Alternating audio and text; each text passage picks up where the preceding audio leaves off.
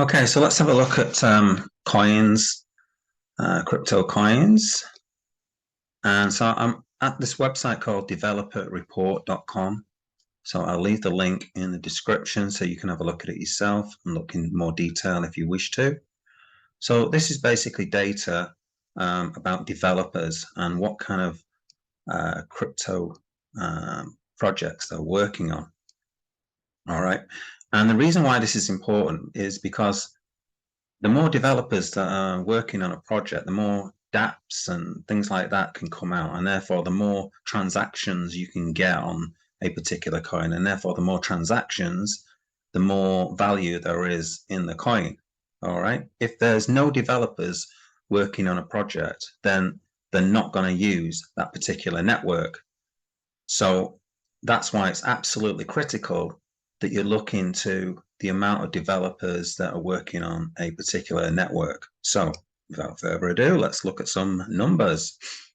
So monthly active developers, so we've got time. So obviously, if you're looking back, we move up and we can see that things are obviously on the up. You've got different times, full-time, part-time, one-time developers. And on the whole, that's gone up. Now you can see there's been a little bit of a dip recently. And that's more to do with the market coming down and stuff. Obviously, in a bear market, some people leave the system, all right, and just think, yeah, not so good this. So we can see that this has come down, obviously. So that's just natural, I would suggest. But there's still plenty of developers who are building in the bear market, ready for the bull market, ready for the bull run. So let's come down a bit further. So this, I think, is much more interesting. Top ecosystems monthly active developers. All right. So this is December the 15th, 2022. So that's where the figures are from. So if we look at Ethereum, we've got 1,873 full-time developers, and that's up 9%. Okay. And if we just click on, let's do ascending. Okay, so look, wow, SUI network. What I'd say about this is you're going to get some massive differences on certain things if they're new networks. So clearly the SUI network and the Aptos network, they're pretty new. And so the percentage increases are much bigger. So in other words, if it's gone like from one developer to 64, okay, or whatever, 4 developers to 64, I'm not sure, 31 times. So that's probably 2 developers, isn't it, to 64, I guess. So obviously 2 years doesn't apply because SUI is just a new network.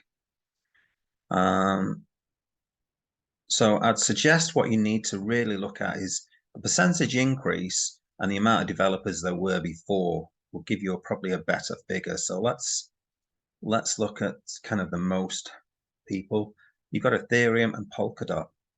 I've got to say Polkadot is something that surprises me because you just don't hear it talked about that much, but it seems to have a good, strong network, up 9%. But if you have a look further down, you can see that Cosmos and Solana, really strong percentages, plus 36 and plus 34%. So Cosmos is the Atom token. Solana is obviously Solana, Sol. Okay. But a while ago, well, so what we can do is dig into each individual crypto. So if I just click on Solana, all right, because kind of that's why I'm interested. So if you want to come to this site, you can have a look at your own coins and look at other things. If you look at the monthly, so if we have a look here, October, so we've got 2022, November, and you can see now there's been a bit of a dip, I think, December.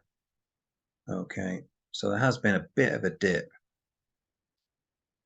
Okay, December the 15th, but still decent figures, all right?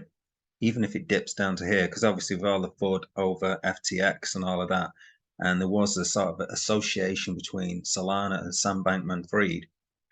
Now, if you remember, well, the Sam Bankman-Fried happened in November.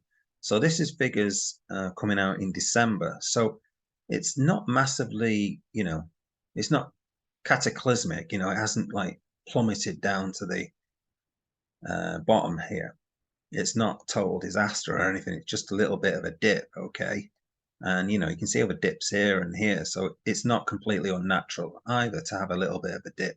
Maybe, who knows, it's before Christmas as well. Somebody took some time off and went skiing or something like that. Who knows? So you can see that the figures for Solana are still pretty healthy, very healthy. And therefore, when Solana dipped recently all the way down to like 8, I was thinking, this is ridiculous. At some point, it's going to go back up because there's so much good stuff still on Solana. So I bought in under 12, and I've obviously reaped the rewards of doing that. You kind of had to be brave.